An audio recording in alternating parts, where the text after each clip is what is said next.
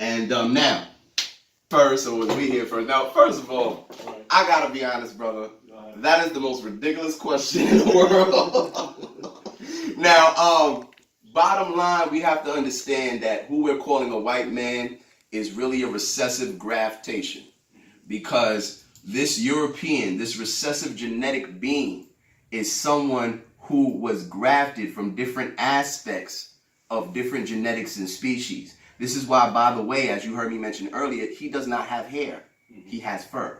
Okay. And if you notice, this is a scientific fact. It's not just me being racist or any of that. If you take a white person's strand of so-called hair, which is fur, and you put it under, which white people have done, and you put it under a microscope, and you take a strand of hair from a cat or a dog, the hair will be similar or identical. That's an absolute fact, because your hair has a flat aspect, a curl aspect. The so-called European has a strand that's like a soda straw, so it hangs, and it actually lays against the body. That's why if you notice, when they grow their hair out, their hair lays directly against the body. So if you look at any animal and you pet them and you look at them, their hair lays directly against their body. That's what fur does. Fur is made to protect you within wilderness and within nature, like any other animal. I'll even break it down even further. There is a syndrome called hirsutism. Hirsutism. It's called hirsutism. What is that? That is when somebody grows hair all over their body like an animal. Now, if you do your research and you type that into Google, you will find not one African or black person who has that syndrome. You know what else they call it? They call it the wolf gene. Okay? So that's something that y'all can research to further prove my point.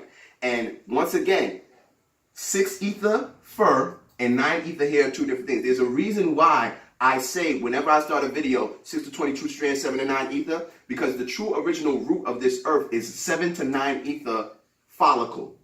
That means your hair grows to the sky. That means your hair grows away from your body, not against your body, draping it like a fur coat. You see, and this is the difference. This is why you're the only person on the planet. Name me an animal that has hair like us. An afro. Any animal you could think of that their hair is just like a big puffy afro. No. You can't think of none, right? Because you don't have fur, you have hair. Okay? So that's raccoon? No, raccoon don't have that raccoon hair like The closer, if you want, I'll give you one. If you want something that comes close to us, a sheep. As close as you're gonna get. And by the way, that's why in the Bible it says feet of brass, hair of wool.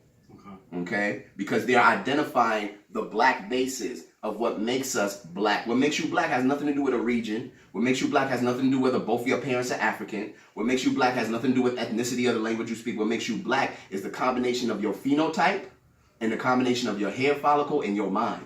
So it's that 7 to 9 ether. The 7 ether is the curly, the light curly. Like you look like you might have like a 7, like a light curly. And then the 9 ether is that naughty Bantu shit that you starting sparks trying to pick that motherfucker. But that is our spectrum, because remember, black is a spectrum. It's not just one thing. And this is why we are so divine and we are the original root, because all races come out of us. All races come out of her, to be honest with you. And that's going into what's called mitochondrial DNA. mitochondrial, mitochondrial DNA. Only the black woman holds this. This is scientific fact, y'all. You can look all this up. Now, if you notice, the black woman can give birth to a light-skinned baby, a dark-skinned baby, a chinky-eyed baby, a big round-eyed baby, a curly-haired baby, and a nappy-haired baby. She is the mother of all races on this planet. But one thing she didn't give birth to was the recessive.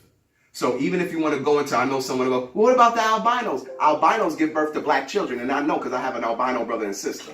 And my sister, she has black children, and she is albino. Her skin is yellow, her hair is blonde. But guess what? She has 9 ether hair. Her hair is nappy as hell. She has green eyes, and she has albinism, is a mutation in the melanocyte of the skin. And by the way, albinism is brand new, because nobody could show me over 100 years ago. Can anybody show me an albino slave coming off the ship? You can't show me that. But why don't you see depictions of albinisms over 100 to 200 years ago? Because albinism is a mutation. So it's nothing that's old. There's a lot of mutation that's happened today based on our invasions, on our interbreeding, and all these different things. But back to the main topic. Number one, they are not of you. They are of a grafted aspect, which is why they have traits that resemble animals, okay?